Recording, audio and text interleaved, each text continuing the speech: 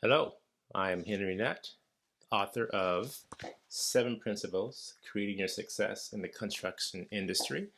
And I am here today, as I've been here every week, talking to you about the different chapters of my book and the aspects of creating your success in the construction industry or any industry that you find yourself chasing, pursuing. You can find me on all social media under Henry Nutt the Third or just Henry Nutt, and my stuff will pop up. I look forward to you commenting, liking, subscribing on my YouTube channel, or just giving me some feedback on what you're thinking and sharing stories. This is the last chapter of this book, and it kind of is a summation of putting it all together and what do you do next.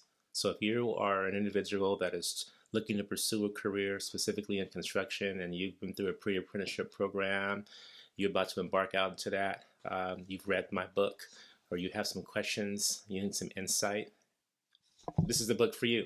And this is the page that you want to follow and get some more information. I'm going to be continually doing some updates and dropping videos here to have conversations with you and others, and hopefully get some guests on here to talk about their own personal journeys and their stories as well. I'm actually gonna looking forward to bringing my son, who's not in construction, but he is pursuing a career, and he's embarking on his own journey. And I thought it'd be great to bring him on. So look for that coming up. So today I want to share a couple excerpts from the book and then leave you with some points to think about. And hopefully it's something that will help you, again, press forward in your career journey and all the hills and bumps and valleys that we go through to get from A to Z. So what are the next steps after reading a short book like this? And how do you apply the lessons, stories, and wisdom to make it all come together? Well, first, I hope that you understand that there are no magic formulas, fast methods, or quick fixes. Nothing can take the place of hard work, dedication, and commitment to a worthy cause. In this case, the cause is your career, and you must first believe that it is worthy of all your effort. How much is it worth to you? For me, it meant everything, and I would not change one aspect of my journey. The steps taught me lessons, especially the hard ones. And even though many of them bordered on the line of ill treatment, I learned how to survive in this business and how to overcome even when things were not going well. Once you understand what you're pursuing, you must remove doubt and the notion of quitting from your vocabulary. The work will be the work, if that makes sense. And no, it will not be easy. So, if you take nothing else from this book, take this. You are and always will be a critical component to a prominent workforce. Even as technology changes how we perform our daily tasks, it still requires you and me to work with others.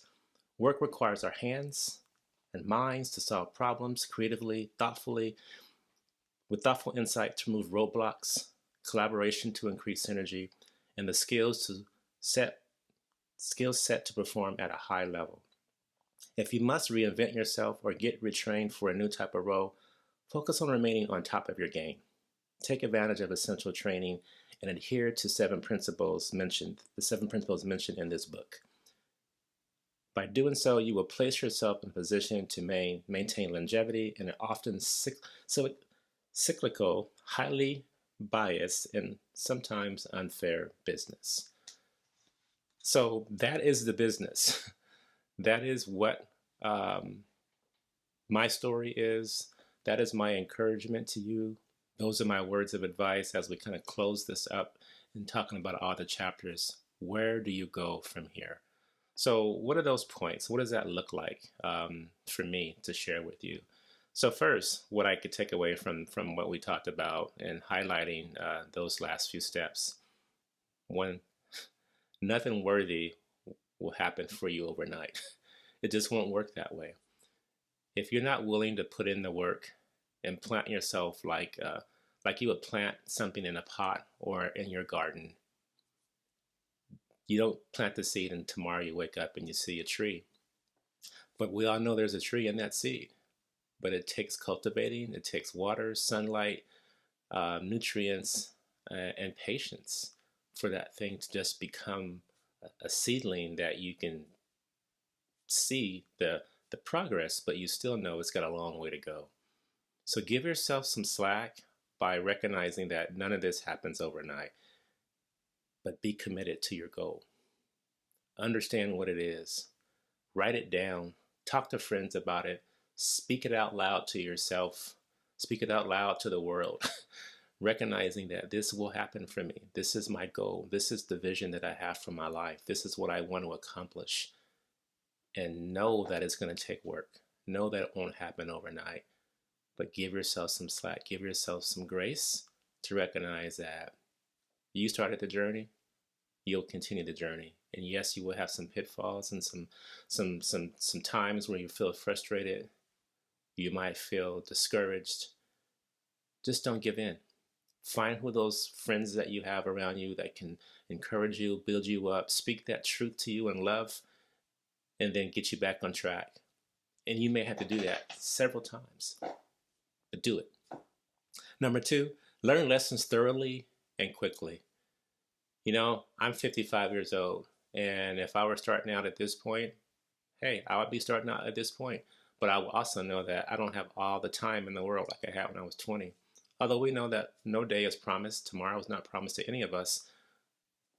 Generally speaking, we know that if you're younger, you have a little bit more time on your hands in life to make mistakes, to learn some lessons, to correct them, and then to get on the road and be focused.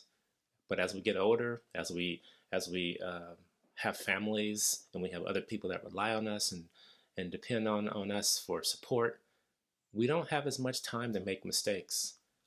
And although those are some of the greatest things that can happen to us, which are mistakes, which are the decisions that we've made that we may feel like it was wrong, but it was a part of who we were. So hopefully when we do something and we realize we hit a wall, that we own it, we extract what was important for us to get from it. We don't blame other people. We look in the mirror and say, what could I have done differently? What will I do differently next time? Because I guarantee it'll happen again. And so we pull that stuff and then we make better decisions. But we don't have the luxury of time as we get older in life, as we're choosing a career path.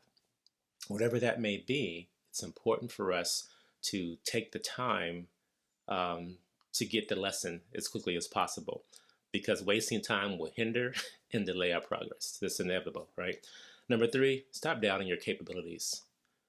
I know you had a poor experience as a child. You didn't have a father. You didn't have a mother that gave you an example. You don't feel educated. You learned how to read late in life. You got fired on your job, or you're always the first person to get let go. You have doubt. You carry it like you'd wear a hat every day, like it's a part of your DNA. But it's not. It doesn't have to be. So quit doubting your capabilities. Quit doubting the gifts and talents that you have. And your journey is your journey. So recognize that your journey doesn't have to look like someone else's journey in order for you to be successful. You don't have to be like the next person. You can be just like you. And sometimes there's no right and perfect way to start anything, but you just have to get out there. Me, as I said in the very beginning of doing these videos, there's all these things that I want to do, and I'm going to get better at doing this. I'm going to have different folks support and help, and I watch other people who are doing this, and they're doing phenomenal jobs. But if I waited for it to be perfect, it'd never be good enough. And I would just be on the fence watching others versus saying, hey, what I do have is a story. What I do have is what I've experienced in my own personal walk. And no one can take that away from me. I don't need a script for it. I just need the willingness in my own self to sit down and be committed to doing this every week, whether I get 1 viewer or 1,000. It doesn't matter. It's saying this is what I'm committed to because I want to help shift and change the industry for the better. This industry, as we know, has been inundated with bad behavior, just to put it lightly. And I'm doing my part to change that. Can I do it overnight? Can I do it by myself? Absolutely not.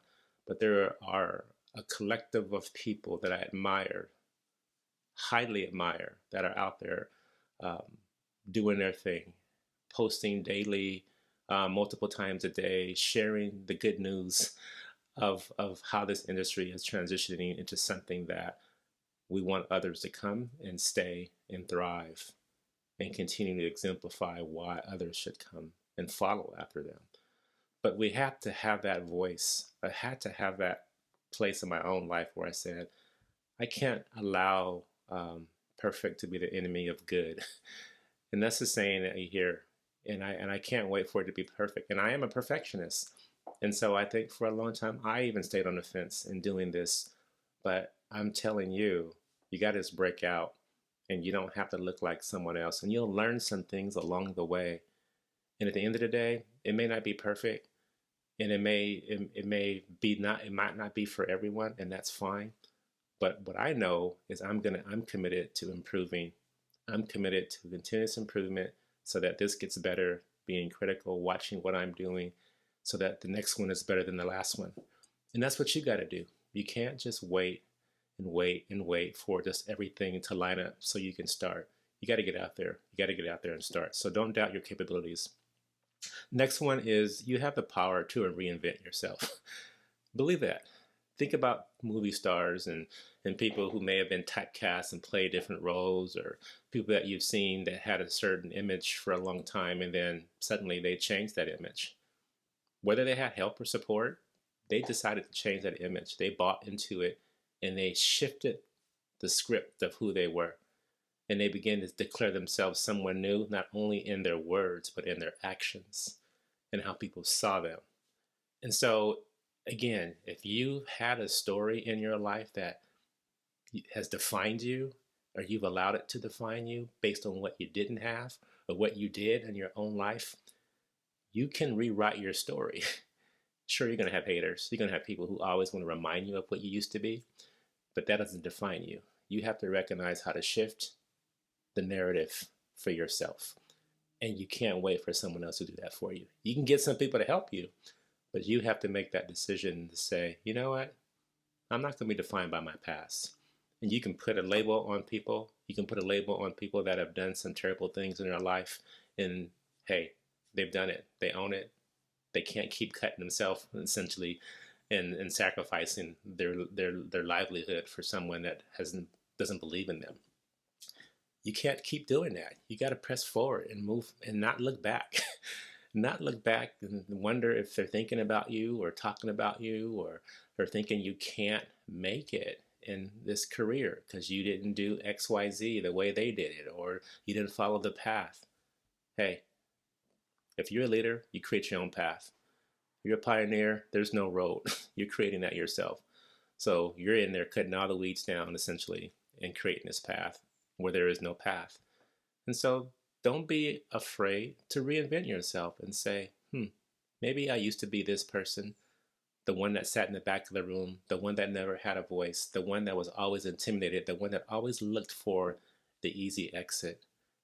And you can choose to begin a journey of reinventing yourself, building yourself up, rewriting that narrative, daring to believe it's true, and then living it out every day with authenticity and passion. Number 5, remain curious. That's how you're going to stay relevant. When you are continuously learning because you want to know something, you're going to continue to learn and you're going to continue to be that inspiration for others. And they're going to ask you, why do you know this? It's because you care. Actually, you really do care and you want to understand. So you're digging, you're reading books, you're listening to people smarter than you, you're hanging around friends that stretch and pull you, you're coming up with your own version of why you believe something that's real for you and not just what you heard on the news or what you read somewhere. It's what you believe because it's in your heart and you understand the concreteness of your belief system. Whether people don't agree with you or not is not the question. It's the fact that you believe something and you have a reason for it that you support. That's what's important. So remain curious so that you can remain relevant and that you will have something that people want to hear from you. And that doesn't just apply to obviously construction, but think about it in this way with construction is that we go out and we build stuff, we design stuff, we build stuff, we work out on these dynamic buildings.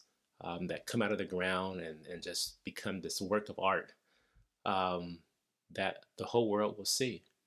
And while you're doing that, you're solving problems. You're working with your immediate teams, and you're working with people who are extensions of your team.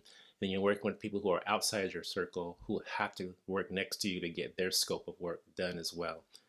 And in the midst of that, you're building relationships. You're coming into intersections of the industry where you have to decide to go left, right, or straight.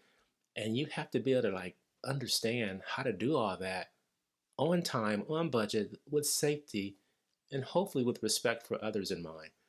And that requires a dynamic individual. It requires someone who has some skill set, some smarts, some drive, some passion, a whole host of ideas to throw out on the table to figure out how we're going to solve this problem.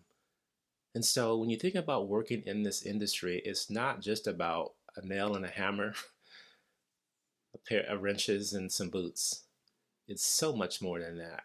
It's so much more than that. It's so much about people and how we take all that stuff that we have to build and do it in a way that's efficient, productive, again, that we can meet that bottom line, that we make sure we're solving the problems of the owners that we're building, they're funding these buildings, these massive projects or small projects or building homes or whatever it may be.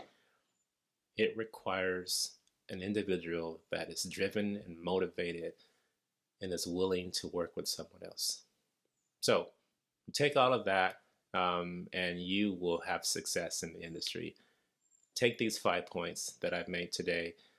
Listen to the other videos that I've written or talked about on the YouTube channel and other social media platforms, and snippets of things that hopefully help you to recognize how to create your success in the construction industry. I look forward to now going into another chapter of which I don't know what yet it will be, but I will definitely be back here next week and talking about more things about how to create success for yourself in this industry or just in your life in general. So thank you for listening. Make it a great day. We'll see you next time.